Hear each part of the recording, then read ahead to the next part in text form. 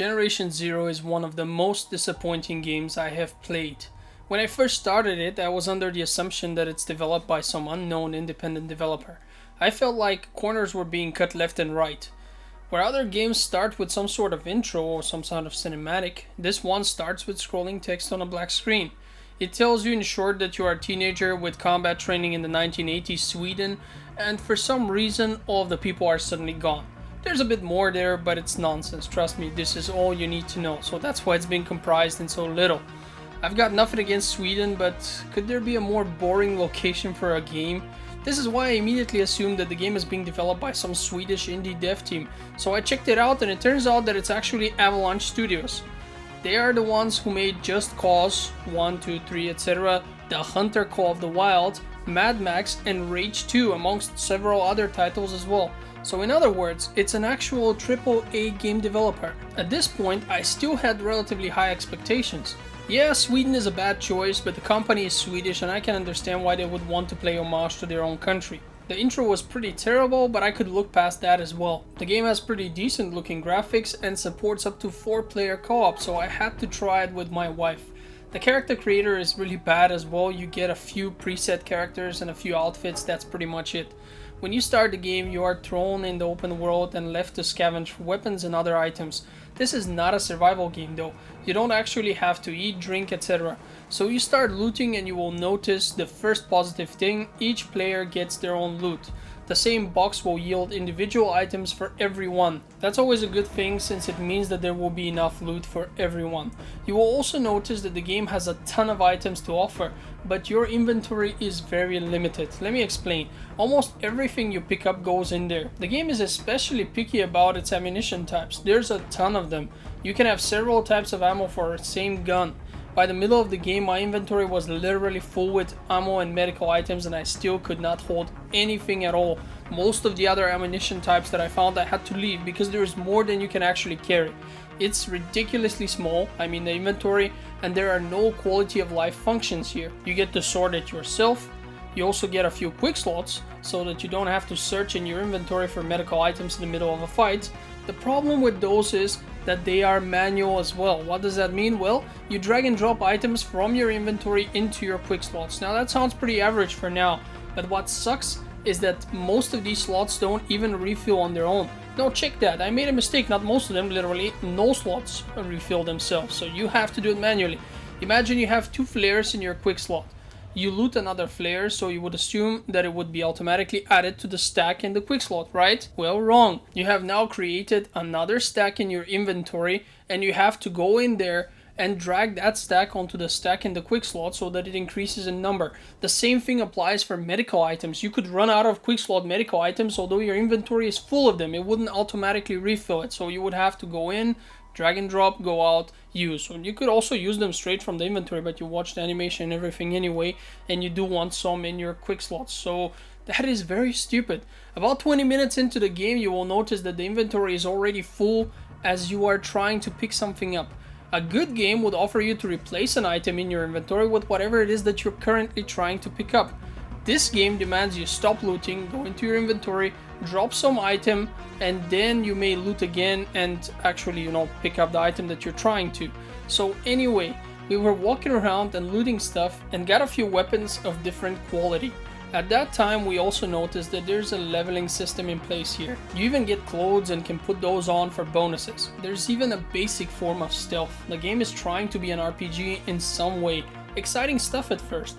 So I've mentioned that we picked up a few weapons and some of them were repeatables. It was the same weapon of a lesser quality, for example, but we chose to keep them since the game's quests were talking about people seeking refuge in various safe houses, so we assumed we would be able to sell or trade them so that we can get even better stuff, and we kept those weapons even though we really needed the space because the game had presented itself as something of an RPG, and that's what RPGs usually offer you. About 2 hours later, we are struggling to loot anything because of the space issues.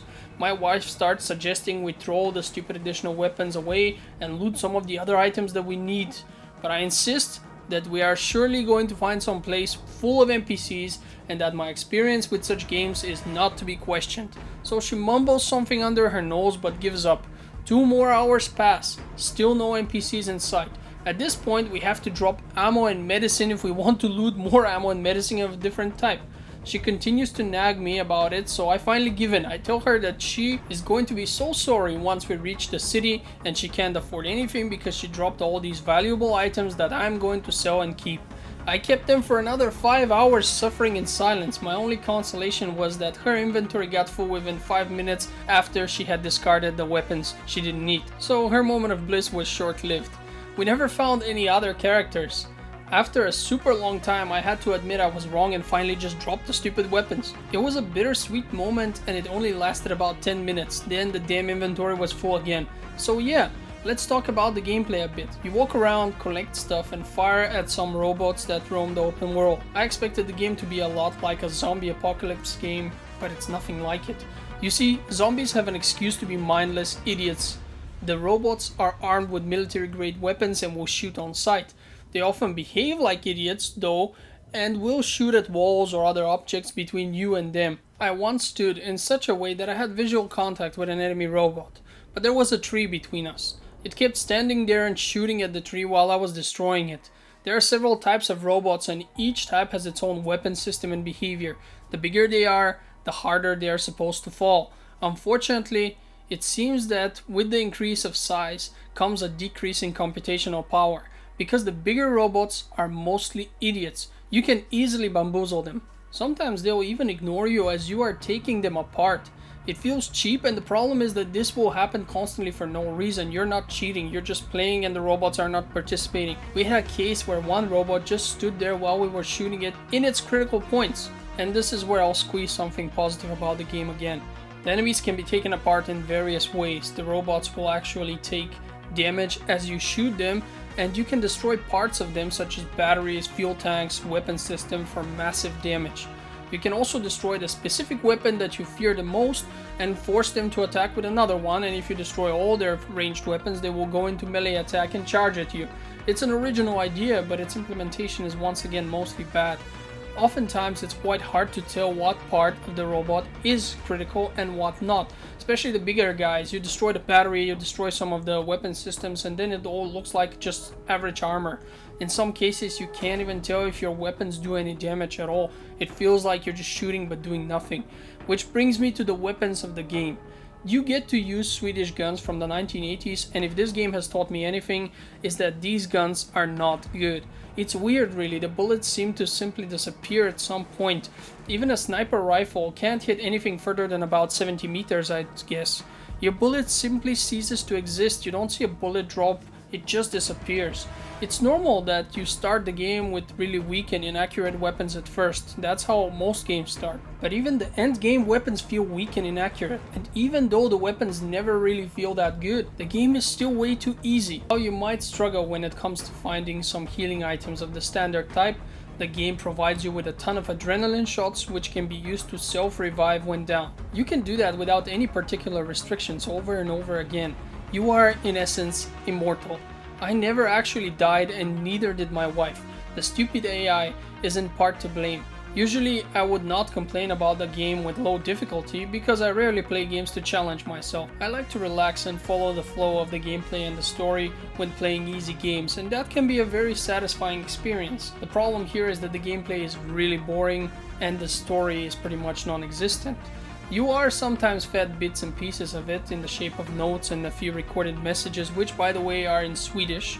The issue here is that the voice acting sounds really bad. They usually speak of some scary situation, but it sounds like they're not really impressed in any way. It sounds almost as if someone asked their friends and family to come record a few voice lines. Corners were clearly cut left and right with this game. And as I've mentioned before, the gameplay itself is as boring as it could ever be. Nothing ever happens. You are thrown in this giant open world and walk from house to house, looking through the same interior design, looting the same items and fighting the same enemies. You find a piece of paper that tells you to go somewhere else and you end up finding nothing there as well. Well, nothing but some random loot. The world is so big that I was seriously looking for a vehicle we could drive at first. I was certain there must be one because the running distances are so long and so boring, nothing happens. You literally are spending time just holding W and looking at the map from time to time.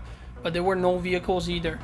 It was so boring that my wife refused to play the game after 3 sessions. She was ready to quit after 2, but I managed to convince her to stay for 1 more, hoping that something would happen, because I really hated the idea of playing through this game on my own. The only reason I continued to play this terrible game was for this review. I had already committed to it and I wanted to see it through. The problem is that the game is empty and boring as hell. I know I've said it 10 times, but I can't just step back from it. Your skills that you level up do pretty much nothing most of the time as well. Very few of them are actually useful, and I mean it, maybe like 5%. The landscape looks mostly the same, and you even have whole places of interest where you can't do anything. It's on your map, and when you get there you get some experience for having explored it, but there is nothing else to do. Not all types of buildings can be entered. Some places of interest have only buildings that cannot be interacted with. So you literally are going there just to, discover the location and continue. And you have walked like 5 minutes from the last one, so it's just awful. And I haven't even mentioned the bugs. You will find floating foliage all over the place. We got shot through walls by enemies a ton of times. Once one of the robots had somehow clipped halfway through the ground and could no longer do anything. It was helpless, so I just shot it to put it out of its buggy misery. Your characters also cannot swim. The same teenagers who are trained in military and combat training in general cannot swim. So if you enter any water, you get teleported back on the shore. And did I mention that all enemies respawn within a few minutes? In larger places, which have more houses than usual, we would take a bit longer to check them all for loot, and a few minutes would pass and the enemies outside would have respawned. What's the point of that? Is this an MMORPG where you need to grind for quests? No, it's not. There's no logical sense for enemies to respawn in a game like this, especially not during the same gaming session. I would understand it somewhat if it happened after you logged out of the game, but it happens literally as you're standing. As a matter of fact, if you stay in one place and wait long enough, the enemies will literally spawn in front of your eyes and attack you. It is absurd and absolutely unnecessary. And there's something else we realized early on. Experience is not shared. I hate it when co-op games do this. When experience is not shared equally amongst all players, you force them to compete for it.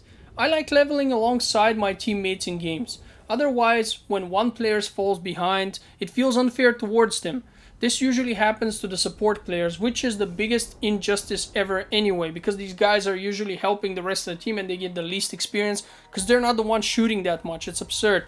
In this particular game, there's no classical support player, although, you could divide roles if you wanted, but the point is that if one player is shooting slightly better than the other, they are going to receive more experience and at some point gain more levels, unlock skills faster, and while these don't do much, it just feels unfair towards the other one. I prefer games where if we are in co-op, we share the experience. It makes sense. We both took part in the battle. It's not about who shot better and stuff. This is not a competition, and yet the game kind of is making it into one. There's no indicator for recently looted items as well.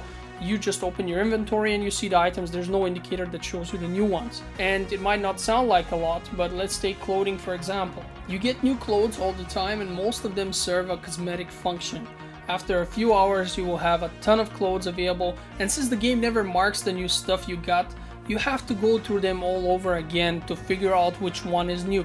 You will have to literally just check out the clothes because you don't know, unless you write down every time you loot something what it says on its name. It would be so much more convenient, and because they're divided in categories, you got like headwear, you got chestwear and so on, So for example, you knew you had a new jacket, but you already have 20 jackets. So it would be cool if that one that is new is highlighted somehow so you can go and take a quick look at it instead of having to check through all the other jackets until you find the new one. The game has a day and night cycle and even some weather effects. This is all supposed to play into the stealth mechanics of the game. The problem here is that those are pointless. You could use them to avoid enemies, but not much more. As soon as the first bullet is fired, even with a suppressed weapon, the whole gang comes at you.